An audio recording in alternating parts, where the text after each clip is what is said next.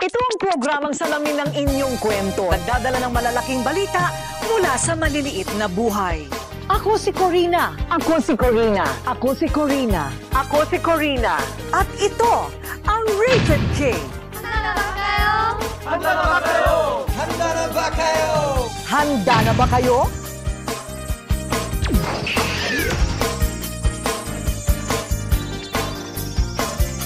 Katakot-takot ang pasasalamat ng mag-asawang June at Beth Matinong ng South Cotabato. Biruin nyo, mula sa lugmok na bahay at naghihikahos na kabuhayan, ay muli silang nakabangon. Ang kahangahangang kwento ng mag-asawa mula kubo to palasyo. Ito talaga yung ambisyon naming dalawa. So, nung simula pa ng nagnegosyo kami na makapatayo tayo ng magkabuhay tayo, prinsesa.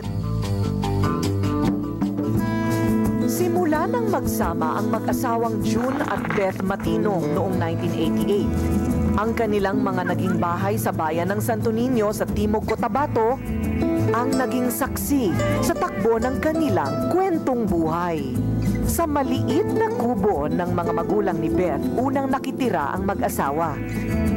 Itong unang-una naming bahay ni Mrs.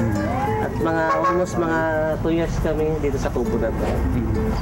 Dito na buo yung first baby namin. Mula sa maliit na kubong tulad nito, ay nagtiis ang mag-asawa. At sabi nga'y pilit na maluktot sa maikling kumot. Binigyan kasi kami ni nung binan ko ng 2 hektar. Tapos yun ang umpisa namin. Tapos yung mga palay ng tao, inuutang namin. At saka ginigiling at saka bayaran yung tao. At dahil sa magkakaroon na nga ng anak, kinailangan nilang magsarili. Lumipat sila sa mismong pwesto ng mga magulang ni Beth sa palengke. Kasama namin dito yung mga bigas, mga palay, doon kami, yung mga daga. Taong 1991, sa kabila ng pagtitiis sa sitwasyon ng buhay, ay tila naglamat naman ang kanilang relasyon. Medyo na-conscious sa barkada, tapos nagkahiwalay kami almost 1 year. 1 year and 4 months. Tapos nag-apply siya sa Maynila, magsakay siya ng barko. Inakala ni June na mapapatunayan niyang karapat-dapat siya para kay Beth. Pero 6 na buwan pa lang sa kanyang pagtitraining, May konting diferensya kami yung official ko sa mga inom-inom ganyan. Mga sip-sip ba yung ibang kasamahan. Sinuntok niya kasi ako, nakatalikod ako. Di ko alam na may kasalanan ako. bumalik ng Pilipinas si June. Ni isang kusing walang naiuwi sa kanyang pamilya si June. Maibabangon pa kaya niya ang kabuhayan at mabubuo pa kaya ang pinapangarap na magandang buhay? Hindi naging madali ang umpisa ng buhay mag-asawa para kina June at Beth Matinong. Nagsimulang tumira sa kubo, lumipat sa isang maliit na kwarto sa loob ng tindahan sa palengke. Inalat pa ng sumakay ng barko itong si June. Ni isang kusing, walang naiuwi si June.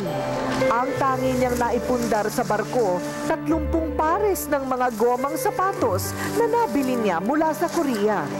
Binta ko ito, matubukan ko ng konti, mga 1,000 lang, ganyan. Bininta ko dito, mga 1,500, ganyan.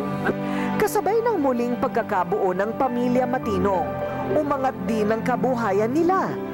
At mula sa mga sapatos na ipinagbili sa halagang 25,000 piso, napalago nila ang kanilang ipinuhunang pera at nakabili ng 50 hektaryang lupang taniman ng mais at palay.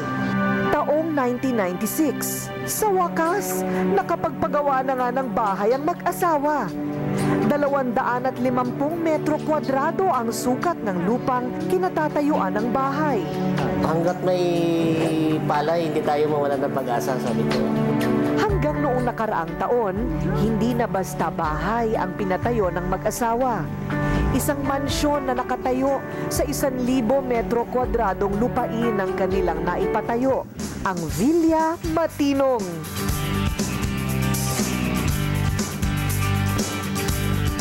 Sa ginawang blessing o pagbebendisyon sa kanilang bahay nitong nakaraang Disyembre, akyat bahay ang lahat ng kapitbahay at trabahante walang hindi imbitado. Kahit kama namin, hinihigaan nila, nagpa-picture eh.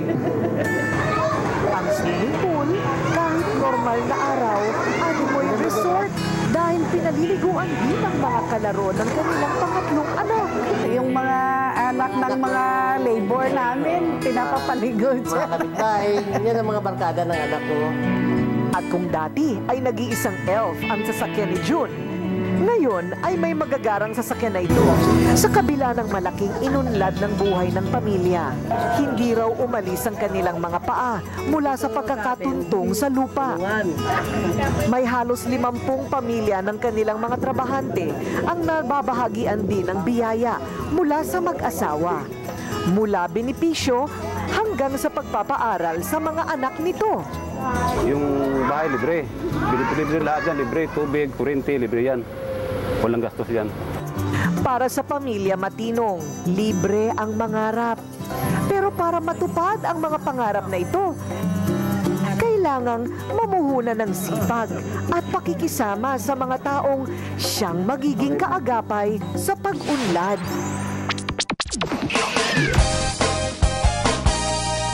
Halika makinig sa mga kwentong nakakakilig, mga aral sa buhay na hindi nakakainip. Kwento ng iba't ibang tao, bagay o hayop,